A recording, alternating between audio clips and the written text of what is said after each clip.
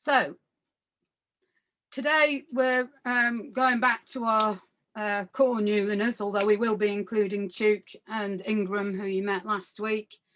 And this is very much about how the artists became nationally and internationally known. Just as a warning to you, Newlyn painters did not become famous for doing happy paintings. A lot of their paintings deal with grief and loss. But don't worry, as some of you know, I always try and find humour in my talks, so hopefully you won't find it too depressing. But I just thought I'd warn you. So what do we mean by fame in these terms? Well, of course, it's not in today's terms by any means. There weren't any television documentaries about the artists. There weren't any colour glossy magazines or books written about the artists at the time.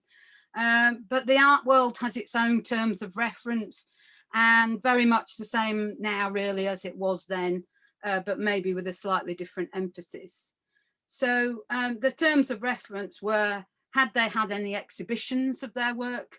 How many articles or how much press coverage did they receive? What did the critics say about their work? And how much did their work sell for, and which collections did they end up in? So we're going to look at all those aspects today. And certainly in those terms of reference, the Newlyn School had considerable fame. Their work was shown at the Royal Academy in London, the New English Arts Club, the Fine Arts Society, and Dowders Wells, which was a commercial dealership, as well as other society galleries and dealers. There were special themed exhibitions about the artists.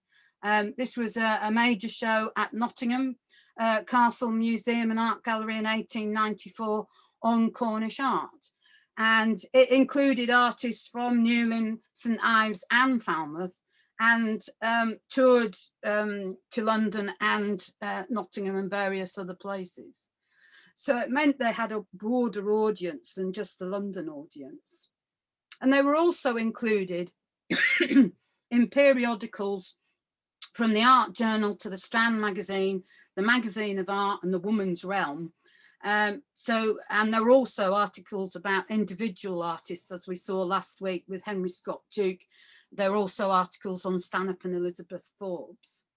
So this talk, we look at all how some of the paintings made the individual painters and the Newlyn School itself famous, what the critics said at the time, how much their paintings sold for, where we know, and which collections they're in, and what the artists themselves thought about each other's successes. So one of the most important articles was written by,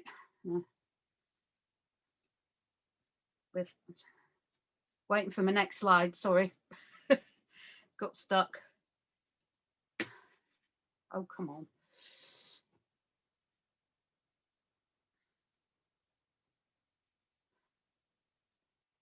Yeah, there we go. Sorry about that. Yeah, no, going too far now. One of the most important articles that was written by a woman, Alice Meynell, and she wrote 2 articles about the Newlyn School in the Art Journal in 1889. Alice Christine Gertrude Meynell was a writer, an editor, a critic, and a suffragettist, but she mainly is remembered for her poetry. She married Wilfrid Meynell, who was poet, editions printer, and co-founder of the Nonsuch Press, and they were related to Henry Scott Tuke by marriage. And of course, her sister was the painter Lady Elizabeth Butler, she of the Charge of the Light Brigade, if you probably know that. So these articles, which I'm afraid I've only got photocopies of, but were illustrated with photographs of the paintings. So what I'm going to do is talk about her reviews of these paintings. It is quite flowery language. This is before art criticism had really been invented, supposedly by Roger Fry and Clive Bell at the turn of the century. So there was no kind of prescription for how to write about art. But because she was a writer and a poet, I think she did pretty well, really. So the person she's going to start with is Frank Bramley, who painted this painting on the left. And if you remember, Frank Bramley came from Lincoln, went to Antwerp and to study at the academy, and then Venice, where he met Wainwright and Walter Langley. And I showed you this painting in the first class, if you can remember that far back, called Domino. And he apparently painted this in one of the studios in Newlyn. It was shown at the Royal Academy in 1886, and it was hung what they call on the line. For those who don't know, in the old days, the Royal Academy was hung from floor to ceiling. So if your work was hung on the line, it was seen as a successful painting. If it was hung where you needed binoculars to see it, it was a failure. And this is the kind of studio that the artist would have painted. I'll tell you about Bateman in a minute, but the glass houses would have been like greenhouses. This is the original glass house on Stanhope Forbes' studio, and they would all have been probably stiflingly hot in the summer and freezing in the winter. We certainly know he painted this picture in one of those glass houses, which is weaving a chain of grief and using chrysanthemums, which are in the European countries is associated with gravesides and death. So he sort of got that scene going in his paintings already. He followed that with paintings such as this one, Eyes and No Eyes, which those of you who've come to Penley probably know very well because it's now in Penley House's collection. And the thing that's very typical of Newlyn figurative work is that you have the figures in the foreground are sort of in shadow, aren't they? And they're set against the bright sunlight on the water in the background. And it's painted using this square brush technique that I talked to you about in the first session. So it was his painting A Hopeless Dawn that he showed at the Royal Academy in 1888 that really put the Newlyn artists on the map. It was seen as a great success by everybody, really.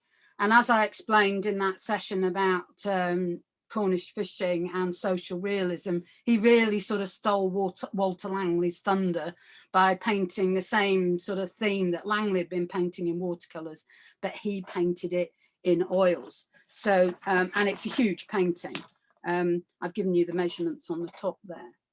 Now, I keep talking about this being bought for the nation. How was that? Did that come about? Well, the Tate Gallery didn't exist in 1888, but the Chantry bequest was set up by Sir Francis Chantry, who was a leading portrait sculptor. He died in 1841, and he left his fortune to the trustees of the Royal Academy to buy the best of British art, particularly paintings and sculpture. So the first painting work they bought after the death of his widow was in 1877. So when the Tate was founded in 1897, much of the bequest was allocated to support the Tate's acquisitions. So the next time you go into the Tate and look at on a label, and you'll see how the Tate acquired it, it'll often say Chantry bequest. So I thought I'd explain that to you. It was painted in a tiny studio, not in one of the glass houses, on the ground floor of a cottage with 2 rooms in a very cramped conditions. The basement was occupied by Mrs. Barrett, who'd lost both her arms in an accident and looked after her young children, as well as running a small potato and vegetable selling shop. The noise she made telling off her children whilst Bramley painted upstairs was a great disturbance to him, and Stanhope Forbes certainly wondered at Bramley's powers of patience and concentration. So it was slightly different in emphasis to Walter Langley's work, had more religious sort of overtones. You've got the Bible, family Bible open where they've been praying. And you can't really see it, but this is a print after Raphael of Christ giving the keys of heaven to St. Peter. And when he displayed it, he put on the wall a quote by the critic Ruskin, and I'll read it to you. Human effort and sorrow going on perpetually from age to age, waves rolling forever and faithful hearts wasting and sickening forever. And still at the helm of every lonely boat, through starless night and hopeless dawn, his hand who spreads the fisher's net over the dust of the Sidonian palaces and gave unto the fisher's hand the kingdom of heaven. So he's really kind of emphasizing the religious overtones of the painting. It's a huge picture, very strong dynamic composition with the girl sort of creating this diagonal line up to her hands open and her elderly relative comforting her. But the main light, of course, is coming from the stormy sea and clouds outside. But this one candle that's been put on the table and the one in the window has burnt out, again suggesting that all hope is lost. And Alice Meynell wrote about this painting. She said, Mr. Bramley's Hopeless Dawn is courageously dramatic, but though it has been painted for the sake of the profound human interest, it might be for the great beauty of the execution and the perfect sincerity with which the truths of light and surface are presented, have been painted for the sake of these alone. The picture is complete, whether as a study of sorrow or as that of a little grey window letting in cold daybreak into a room where the candles are dying, or as a piece of careful and energetic draftsmanship, for the hands and all the passages in the drawing of these two figures are singularly beautiful. So that gives you an idea of how Alice Meynell wrote about paintings.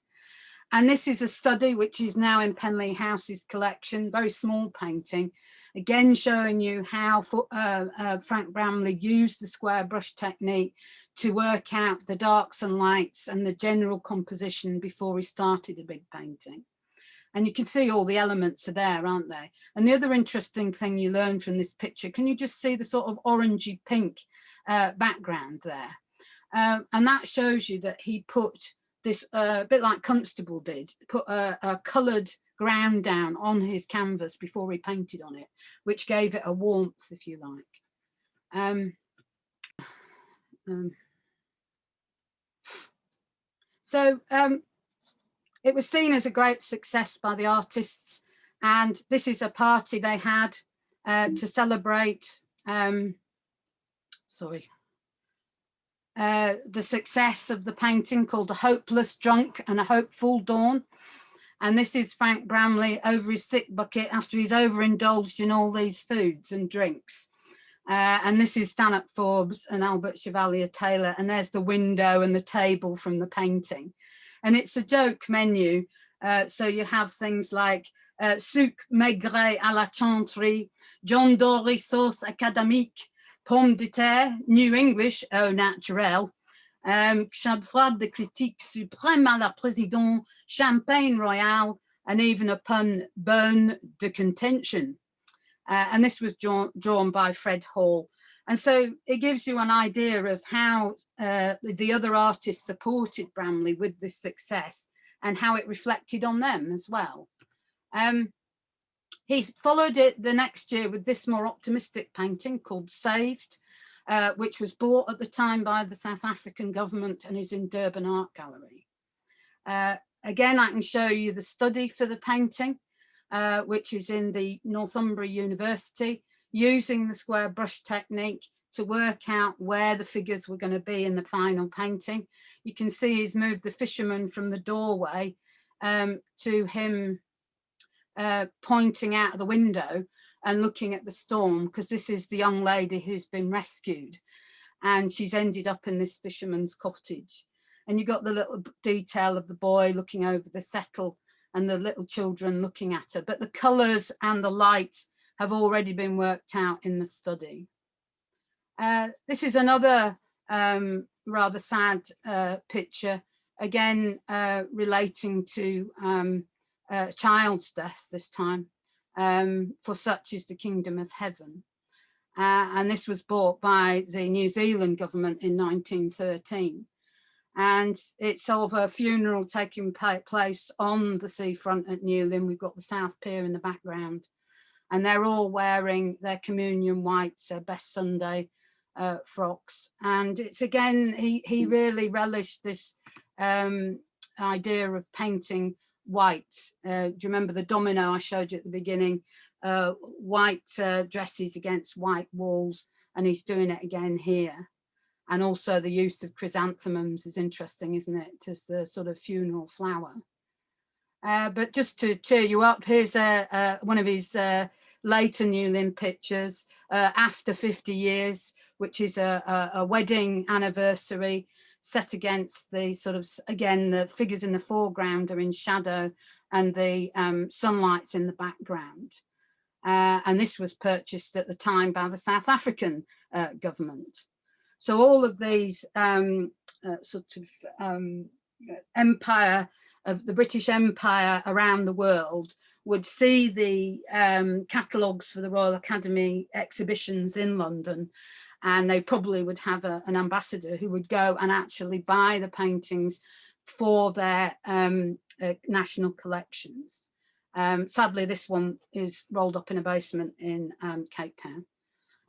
Stanhope Forbes was very ambitious from the word go. We've already heard of, you know, he really took to painting as a way of earning his living, even though he had a wealthy mother to rely on, Juliette de Guise, who was a widow quite early. Her husband died in the 1880s.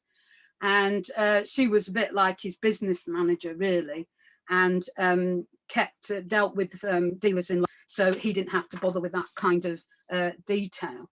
And I also think she helped with his financially with his career early on. When he came to Newlyn, he started painting street scenes. This is from 1884, so this is before Fish Sale.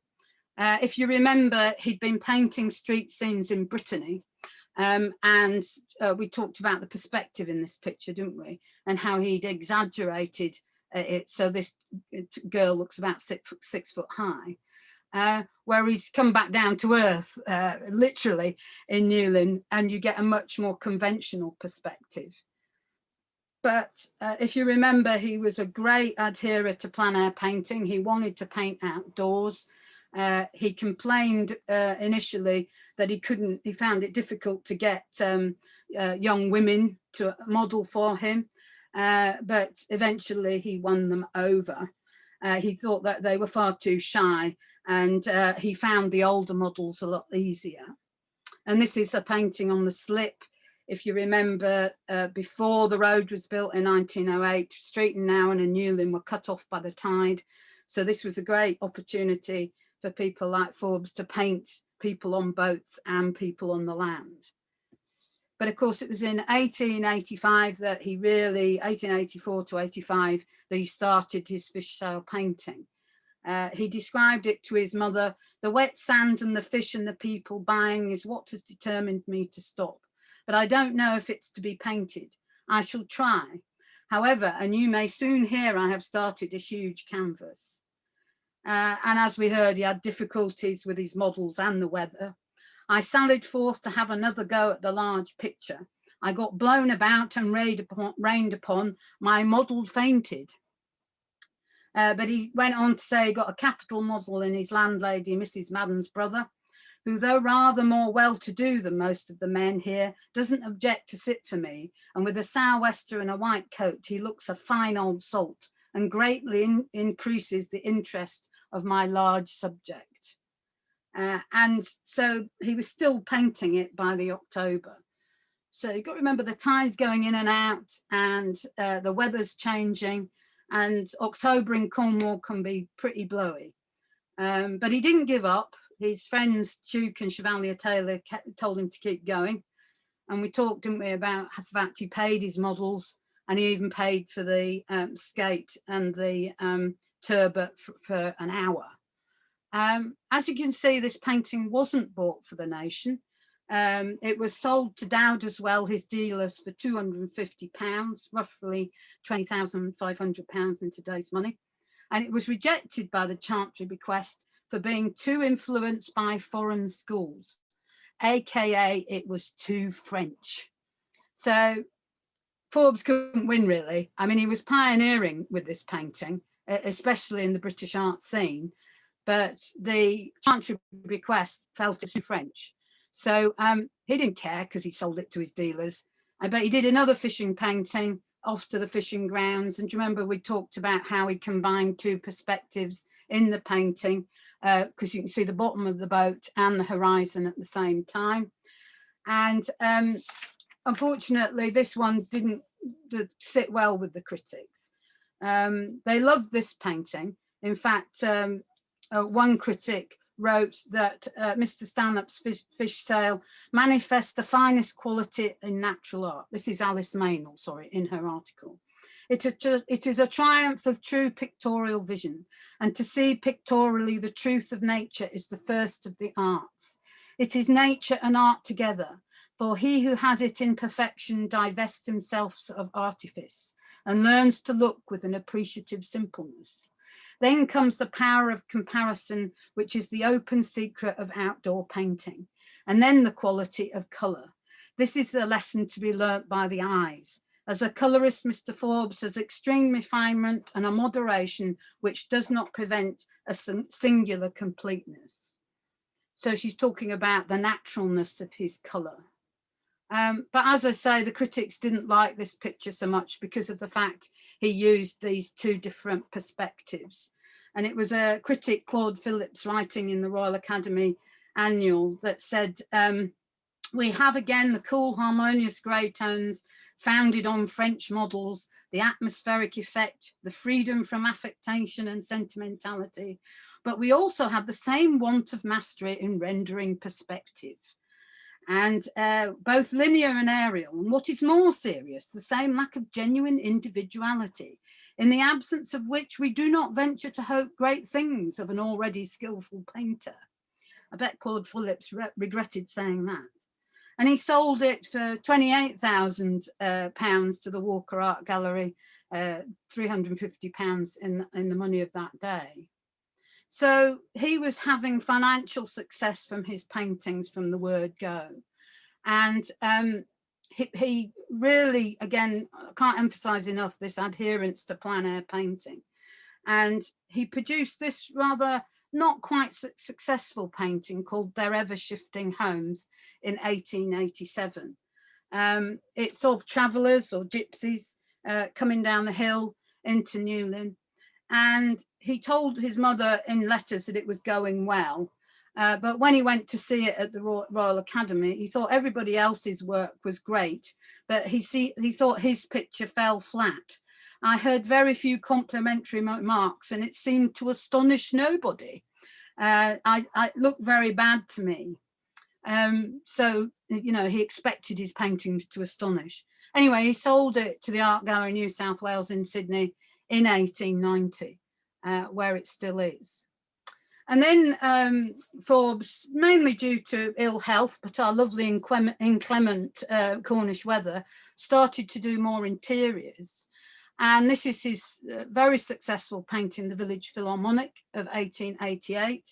He actually started to learn to play the piano, the cello himself.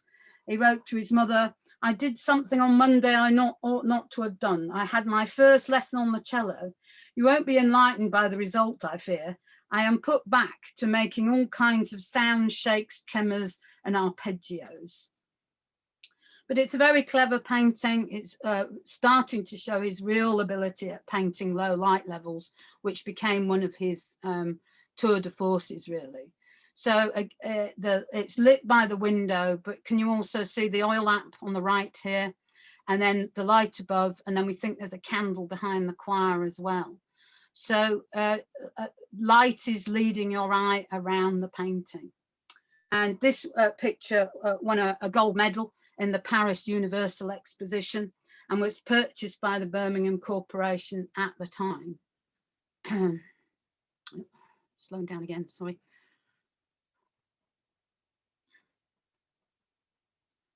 And it was the health of the bride, which was really to make him the star of the Newlyn School. He started this in 1888, finished it in 1889. It was very much praised by the critics. who were delighted by it, and the public were as well. One critic said, bit by bit, figure after figure, growing quite vociferous, this is the public, as to which were the parents of the bride and whether it was sherry or rum the old lady was drinking. So the public felt they could engage with this painting. And of course, it's a joyous celebration. It's a more positive image than Frank Bramley's Hopeless Dawn. And one critic said it was a genuine observation of character and truth of detail. His handling of light and his avoidance of the usual smiling, pretty, plump bride. So again, if you look at it in detail, we've got two light sources. Well, it's actually one window, and that's a reflection in a mirror in a cupboard on this side. So he's very cleverly used mirror to take your eye across the room. But the light is the reflections on the glass, in the cutlery, and in the glass here. So he's using light to lead your eye around the room. And this was sold to Mr. Henry Tate himself of Tate and Lyle Sugar, who established the Tate Gallery.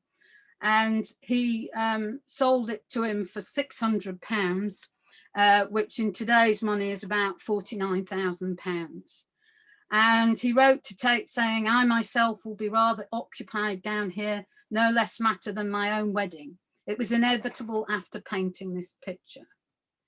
And of course, that was because he'd met this lady, Elizabeth Armstrong, who we've met already, who was from Canada and had come to London, studied at South Kensington schools, had gone to Munich, as well as Zandvoort and Pont-Aven before she finally came to Newlyn. And if you remember, one of her great skills early on was etching. And this is one of her etchings of the old ladies in Pont-Aven. So she came to Newlyn in 1884. She hadn't met Forbes up until this point. And she continued her theme of painting young people, and particularly young working people. And this is a Newlyn maid, which sort of has echoes of the Zandvoort Fisher girl as well. And she met Stanhope Forbes in 1886. And he described their first meeting at the Harrises as saying, she cannot be said to be pretty, but is a nice, intelligent, ladylike girl. And they had long conversations about Pont-Aven. So a lot of her early work, even before she came to Cornwall, was about children. And this is the Apple Pickers of 1883. She had this lovely, rich, warm palette. Although she was very much the same as the other Newlyners, influenced by Bastien Lepage and social realism and painting outdoors. Her theme was always maybe a bit softer because it dealt with children and childhood. And this is them all sort of mucking about outside the forge in Newlyn. And then this rather touching one of a little boy on his way to work with his hoe and his lunch on the back, walking through an orchard. Very subtle painting and a real appreciation for sort of painting children's faces. So this is Forbes's portrait of Elizabeth from 1890. He later described as her, after being so rude about her appearance, he later described her as one of the most energetic and industrial girls I have ever seen. And that is better than a dowry of 200 or 300 a year. All about the money with Stanhope Forbes. They got engaged in 1886, but they didn't marry until 1889 when he got that sale of the Health of the Bride. Forbes's mother didn't approve of the match, surprise, surprise, and told him to come back to London. She sent Aunt Annie to inspect her and gave a good description of what life was like for artists at the time. We had such a pleasant day in Newlyn, and I liked Mrs. Armstrong, that's Elizabeth's mother, very much. We paid a visit to all the studio. I fear lovemaking and painting don't go together. Stanley has not done much of the latter, and oh, to say he is silly over Miss Armstrong is to say nothing. He is too foolish and does not care who sees him. If I were Miss Armstrong, I should box his ears. Anyway, she fell for him anyway.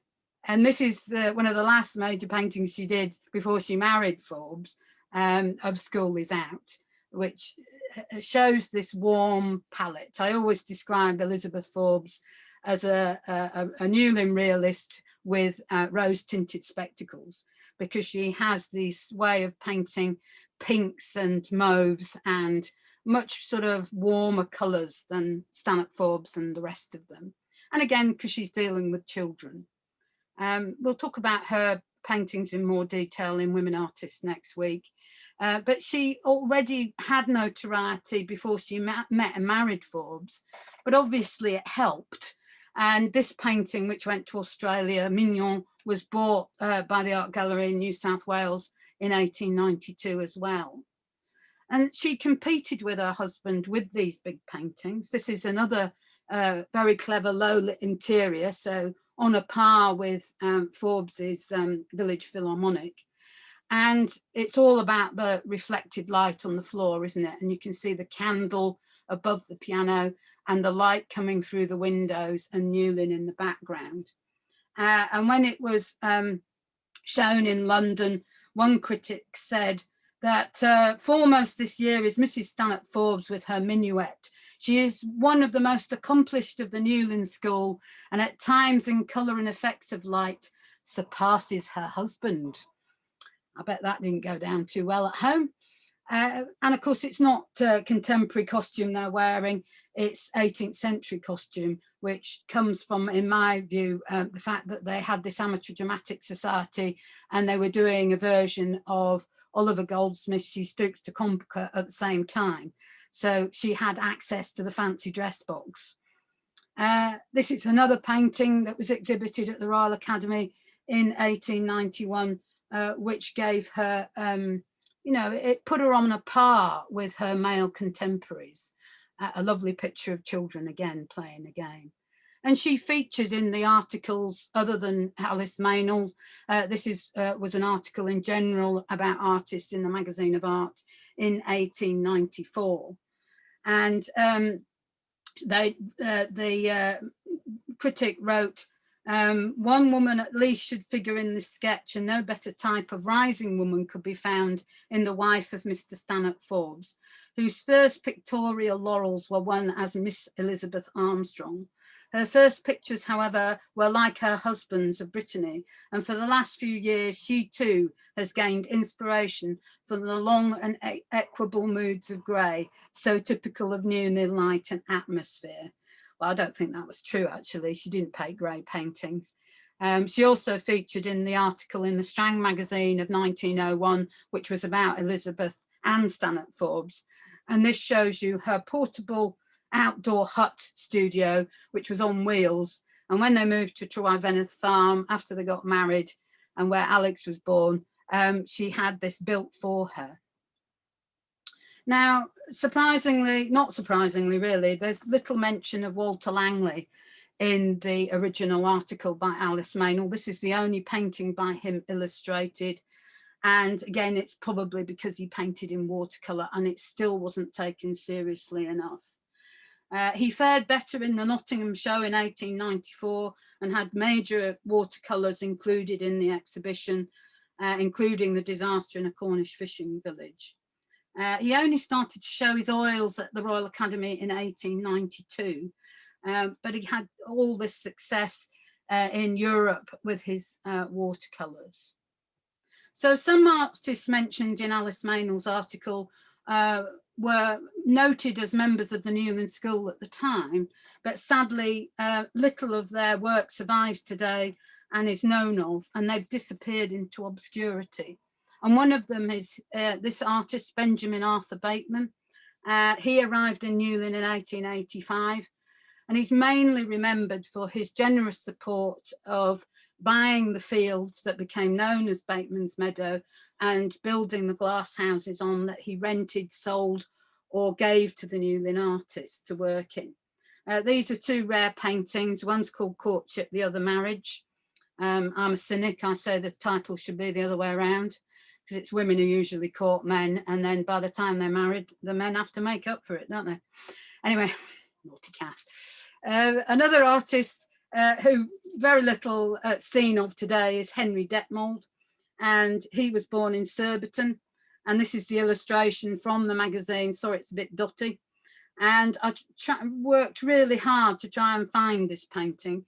And in the end, I found a cut down version or a study for it in Cheshire of the old fishermen and the boys watching the fishing fleet going out. So he came to Newlyn and played cricket for the Newlyn Artists cricket team, studied in Dusseldorf, Brussels, Munich and Paris. And he stayed with Stanhope Forbes at Bellevue and Mrs. Madden's. He also was an illustrator. This is another unusual painting by him in Manchester that I found.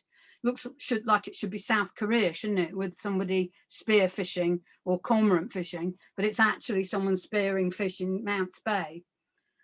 He was an illustrator, and this painting of Newlyn was used for the front of the Graphic, which was a popular magazine in 1889. So his paintings might not be remembered now, but they were used to help promote the Newlyn School at the time. He was a friend of Forbes, which when it's Forbes, you always take that word friendship with a pinch of salt. He thought very highly of Detmold, but he was never really his chum, and he described him as not having a cheerful disposition. This is Forbes on Detmold. And then later, when Detmold moved into the same house as Elizabeth Armstrong, Forbes complained and said he feared Detmold was chasing Elizabeth, and he told his mother he'd have to play his cards with great care. So I'm sure Detmold wasn't interested, but hey. The other artist we've mentioned before is Percy Craft, came from Kent, was actually a trained actor, helped set up the Newlyn Theatrical School of, or the Theatrical Society. And he appears in the second article by Alice Meynell on the Newlyn School with this painting, The Empty Chair. And it's interesting this time, it's about the loss of a mother rather than the fisherman. And here are the children having to fend for themselves, and the girl's already become the mother because she's cutting the bread. And it's the emphasis is on this blank chair. So very poignant. And he's best remembered, of course, for this picture of 1897 of them catching the pilchards. I'm going to have to speed up, folks. I'm sorry, it's because of the delay on my slides. I might have to go over, but you can always leave if you've run out of time.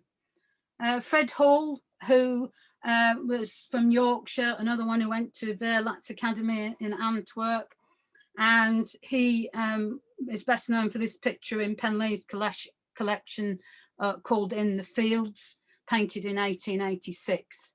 Hall focused more on rural workers, agricultural workers, rather than the fisher folk. And it's actually a study for this painting, which is a much bigger painting, sold through Messens. And it's of the workers coming home in the evening. They're burning potato head stubble, apparently. But you've got the reflection of the sunlight in the sort of water-filled gullies of the cart tracks. And Hall was, again, somebody who had initial fame using poetry and titles from poems and fairy stories, particularly Tennyson, for his paintings. This is I Know an Old Wife, which was from the rhyme, I know an old wife, lean and poor, her rags scarce hold together. As it turns out, this is a sawn off, cut off version of the actual painting, which was illustrated in a magazine of the time. Somebody obviously didn't like mice because they've cut that. Can you see they've cut the mice off in the painting? It might have been that somebody had also put their foot through the canvas, and that's why they cut the bottom off. But he had considerable success with, again, we've only got the illustration for it, called The Goose that laid the golden egg, and even has the stanza from Tennyson's poem underneath the illustration. Some of you know this already, but when artists or the magazine couldn't afford a photograph of the painting, the artist was asked to draw a black and white illustration of it. And sometimes that's the only evidence we've got of the picture. Thomas Cooper Gotch, who, if you remember, came from Kettering, narrowly escaped working in the family boot business before he went to study in Heatherley's and in Antwerp and France.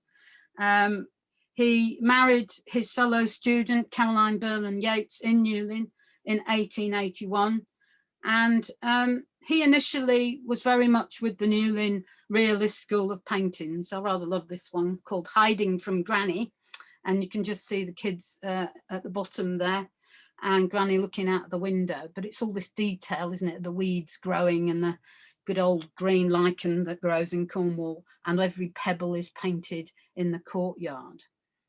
He had considerable success with this picture, Mental Arithmetic. He had relatives who lived in Melbourne. His cousin John Speedway bought this painting for the Art Gallery Victoria at the time. And Gotch went to Australia with Caroline in 1883, and they left on the 30th of October and arrived on January the 8th, 1884. He bought pictures to sell and had a one-man show at the Melbourne City Art Gallery, and he sold £413 worth of paintings, which paid for his trip. So not only did relatives help artists become nationally and internationally known, but people like Gotch actually had the energy and vision to get on a boat and sail to Australia, and saw it as a new opportunity. But Gotch was always interested in symbolist and romantic work, and this is a painting he did as early as 1885 called Destiny, and that went to Australia as in Adelaide as well. And that became his theme when he went to, sorry, that should say 1892. He went to Italy with Carrie and their daughter Phyllis, fell in love with all things Italianate and Botticellian and Madonna-like, and anything that involved gold as well. And he came back to Cornwall and painted this astonishing picture called Alleluia, which was bought for the nation by the Chantry bequest in 1897. And it all features local Newlyn girls, including his daughter, of course, Phyllis.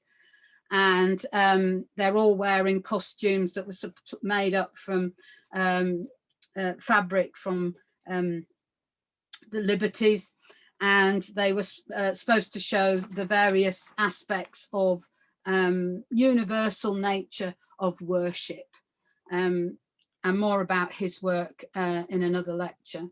We've already met, sorry, this should say William Ayerst Ingram with Henry Scott Tuke. We already met Ingram from last week, and if you remember, he went to Australia as well after bumping into Gotch, or being introduced to him by Tuke, and he took 80 watercolours to Australia by his fellow, not just Newlyn artists, but British artists, had an exhibition over there, and founded what became the Royal Anglo-Australian Society of Artists. It was founded, he became the first president of it in 1887, and he went back to Australia in 1889 for the first exhibition at the National Gallery. It became the Royal British Colonial Society of Artists in 1910, and then it was when it was given its royal charter. Gotch became its second president in 1912, which he held that position until 1928. British exhibitors included Percy Craft and Henry Scott Tuke, etc. And of course, it also went to New Zealand, Australia, South Africa, and Canada. And Ingram, I showed you his big maritime paintings that he did, which were also very successful in a different way to Tuke's, with these big empty seas and big skies. Somebody else who's included in Alice's article is Frank Bourdillon. He only had a short artistic career of 12 years. He was born in India, son of a civil servant. He started his working life as a coffee planter, and then he started to record India's exotic bird life in painting as a hobby. But he was encouraged to leave India and study first at the Slade and then in Paris. So he came to England in 1884, moved to Oxford, and then in May that year he moved to Cornwall, first living in Polperro and then Newlyn in 1887. And if you know Penley's collection of Newlyn paintings, this is a popular one called the Jubilee Hat, painted by Bourdillon. The Jubilee is, of course, Queen Victoria's Jubilee. And it's a lovely sort of domestic scene with the view of Mounts Bay out of the window. But he found competing with the likes of Forbes and Walter Langley and Bramley very difficult. And as we'll go into more detail in our Plays, Poems and Fairy Tales lecture, he actually turned to painting more theatrical costume drama pictures, I call them, again using the costumes from their amateur dramatics. And this is called On Bideford Sands and is a direct kind of quote from Westward Ho by Charles Kingsley. I don't think it was painted on Bideford Sands, by the way. I think it was painted in Cornwall. He did this painting as well called On the Revenge of 1892, which was also this time from Alfred Lord Tennyson's poem, A Revenge, a Ballad of the Fleet. So he found it was better to paint costume pictures. He wrote to a friend, "You see, I'm rather driven to this costume work, for down here there are lots of clever fellows who do the village business so much better than I can." And he went back to India and gave up art and became a missionary. So that was his short time in Newlyn. We met Frank Richards the other week, came from Birmingham. He was also painted in Lulworth and Wareham in Dorset. He moved to Newlyn in 1890 and he wrote an article in a magazine called The Studio in 1895 called Newlyn as a Sketching Ground. And it starts, "Come down and spend a month with me at Newlyn. You will find plenty to do, and it is not by any means so grey as it is painted. Newlyn itself is bright. The colour of everything is decidedly fresh, pure and brilliant according to the day. The sea and the sky effects are charming, especially in the summer, when we get a good deal of Italian blue. And the reason for the general impression is that it is a grey, dowdy place is simply because the subjects chosen and painted by the Newlers have always been grey ones, with the exception of Fred Hall's work. Consequently, the place is known under this rather misleading name. It is dirty underfoot in the winter, fishy, smelly, and somewhat of a lazy place, goes without saying, for few fishing villages of its importance are better in this respect." And this is one of his typical Newlyn paintings. But he also went on to say how repetitive some of the imagery had become in Newlyn paintings. We've already mentioned Walter Langley's picture, or Brown Jug. And he says a visitor to Newlyn can generally manage to get the use of a studio for a month and sometimes longer. Some of the studios are old cottages that have had a square yard or more of glass left in the roof. And inside are usually to be found a few tanned nets or sails hanging on the walls, together with well-known properties so common to a Newlyn studio. The green chair, or Taylor's Pride, which appeared in that painting called The Green Empty Chair, the Langley picture, or the settle. This is the settle that appears in so many of the paintings. And in these useful and picturesque articles are just a little too well known now, but no doubt they will soon be superseded by others more interesting, perhaps more important and more lasting. So already the Newlyners themselves were pointing out how their imagery was getting a tad repetitive. Now I'm going to whiz a bit through Tuke because we did quite a lot on Tuke last week. He came to Newlyn in 1885. He'd grown up in Falmouth, studied in London and Italy and France, where he met all his fellow painters. And his he moved to Falmouth in 1885, bought his floating studio, and he started to paint the local lads on board. And this one was another one that was taken to Australia and bought by the Art Gallery in New South Wales because of Ingram and Gotch's visit there. But his first great success was All Hands to the Pumps in the British Art Gallery, the Royal Academy, when it was shown, and it was purchased by the Chantry bequest for £420 in 1889. So it was on the wall at the same time as Stanhope Forbes' Health of the Bride and Bramley's Saved. And they were seen as the big guns of the Newlyn School, Tuke, Forbes and Bramley, even though, of course, Tuke was living in Falmouth. And even the critics thought he was still in Newlyn. It said, long study of the ships of Newlyn has had its effect on Mr. Tuke.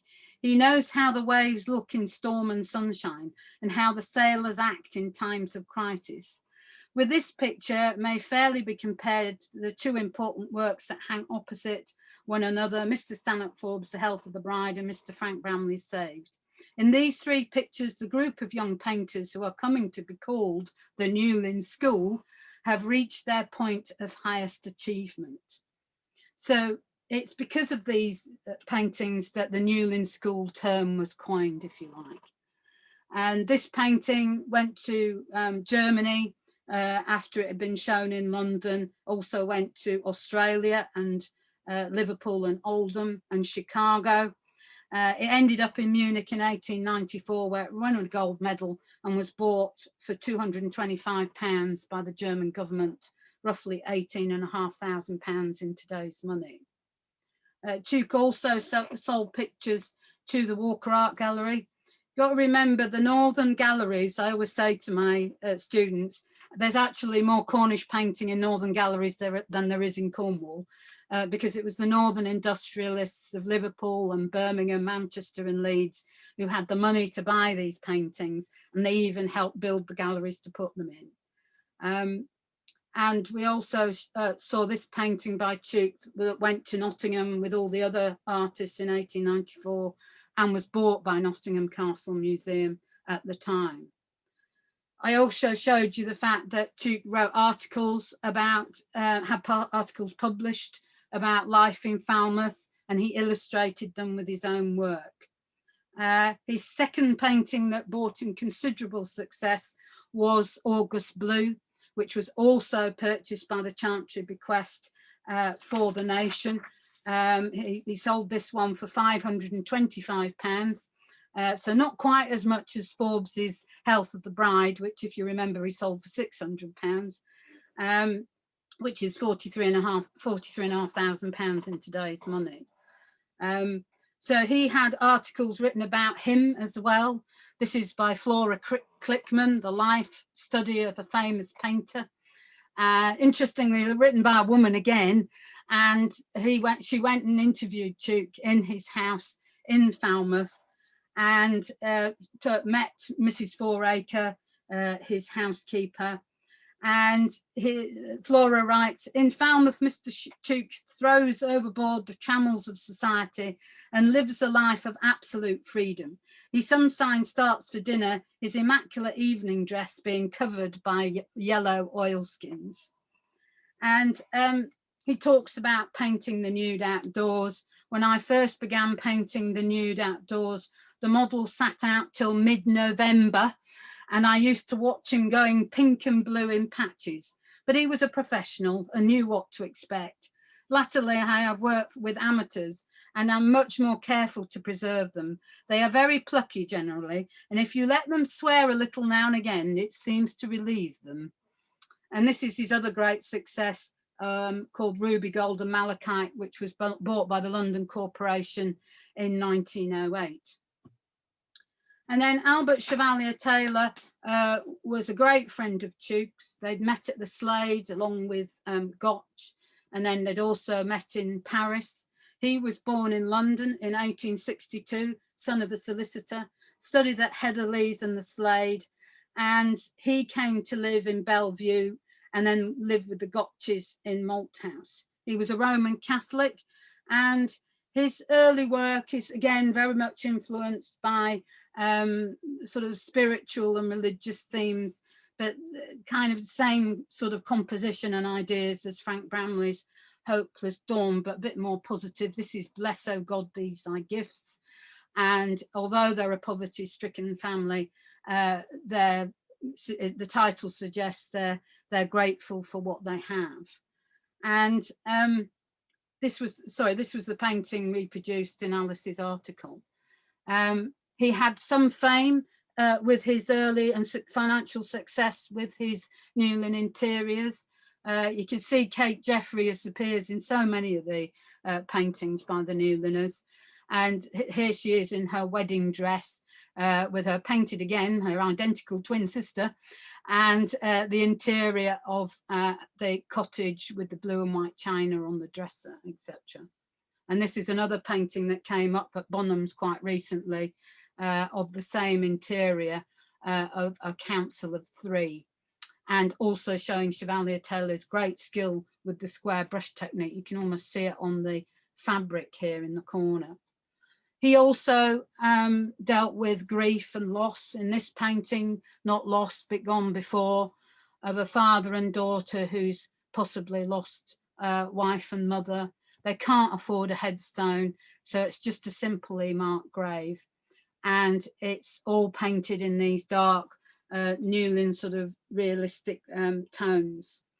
But suddenly the light comes into Chevallier Taylor's painting.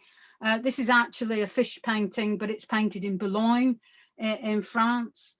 And it's called The Departure of the Fishing Fleet, which is same title as so many of Walter Langley's paintings.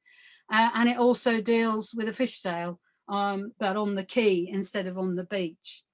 And even in the composition, the figures in the foreground are in the shade, and it's backlit with the sunshine of Bourdillon. And this was bought by the Birmingham Corporation in 1891. And sorry, I've had to speed up, but to end with is Norman Garstin. And Norman Garstin had mixed success. He arrived in Newlyn in 1886 and then moved to Penzance in 1889. He had sparse income from the sale of his pictures. I showed you these small pictures in lecture 1 that he did on his own sort of personal grand tour when he went to Tangier and stayed in the wealthy Greek artist house, and did these small panels which obviously wouldn't sell for a lot of money. He did famously, of course, paint bigger paintings. You all probably know this painting, "The rain, it raineth every day." How true. And it shows his influence less of Bastien Lepage and more of people like Degas and Manet. He was much more of an impressionist, was Norman Garstin. And I can go on about it a long time, but I haven't got time, unfortunately, today. And it's influenced by Japanese art as well, the sort of asymmetry of the figures. And also he was a great observer of what we call negative space, the gaps between the figures and objects. It was selected for the Royal Academy exhibition of 1889, but it wasn't hung, and he never sold it. And when he died, his family, in 1926, his family bequeathed it to Penzance Borough Council, and it stayed in their basement for at least 30 years because it was, well, there was no museum in 1926, and it wasn't until they made Penley Gallery after the Second World War that they had a gallery to put it in, but it still wasn't shown because it was seen as bad PR. And of course now it's one of the most favourite paintings in the collection. Just to talk about some of his other paintings, he did do other big paintings, but again he had mixed success with them. This is called A Stranger, and it was showing a sort of tramp or working man sitting on a Cornish stile and 2 children being rather wary of him. And you've got, we think, Paul in the background and Mounts Bay in the distance. Again, can you see how the figures are all in shadow in the foreground? This was hung at the Royal Academy and went to Liverpool and Calcutta, where it won a gold medal, but it didn't sell, and it ended up in the Hugh Lane Gallery in Dublin. Garstin was always willing to travel to find new sources of income, and he actually went to Canada in 1891, and he was commissioned to write several articles on Canada on the Canadian Pacific Railway for the Art Journal. He'd been a journalist ever since his attempt at mining diamonds in South Africa didn't work out, and he wrote for the Cape Times. And journalism was another string to Garstin's bow. He did 17 paintings on this trip, and he stayed with relatives. And this is one of the few ones I could find in a British collection. The most he ever made from a painting was this one called Her Signal, and it was sold for £150, which was equivalent to £11,700 in today's money. He never made a lot of money from his paintings, and instead he went and set up painting holidays in the Low Countries, including Holland, France and Belgium. And people like Frances Hodgkins from New Zealand and Dorothy Kate Richards came on these holidays. And famously, his daughter Alithea Garstin also was taught on these holidays. So therefore, there are some paintings he did in Campbell, not in the 1880s, but we think in the early 1900s, of Brittany and of Bruges, because that's where he was painting. So it was his Renaissance, really, doing these painting holidays. But the person who kept Newlyn alive in the press and in people's imaginations, and because of his prolific outpouring of paintings of Newlyn, was Stanhope Forbes. And he wrote this article in 1898, reminiscing about being life in Newlyn, and he called it a village, thinking of things like a village rendezvous. In the article, he reminisces and answers some of the critics of the Newlyn School. He says, "We have at times been charged with a tendency to a grey and sombre tone, to a love of gloomy and depressing motives. I am glad that this sketch of mine," this article is written, "this little picture of Newlyn life cannot incur such censure, for it shows a singularly happy and fortunate community, and the sun, which we are told is wanting on our pictures, has not failed to shine upon our lives." So I think it's one of the reasons why Forbes himself left such a lasting legacy, was, of course, that he then stayed in Newlyn. A lot of the artists, as you'll hear, did leave it towards the end of the 1890s. And he and his wife Elizabeth set up the Forbes School of Painting, which then ran from 1899 right through to the Second World War. But that's the next course and another lecture. I'm really sorry about the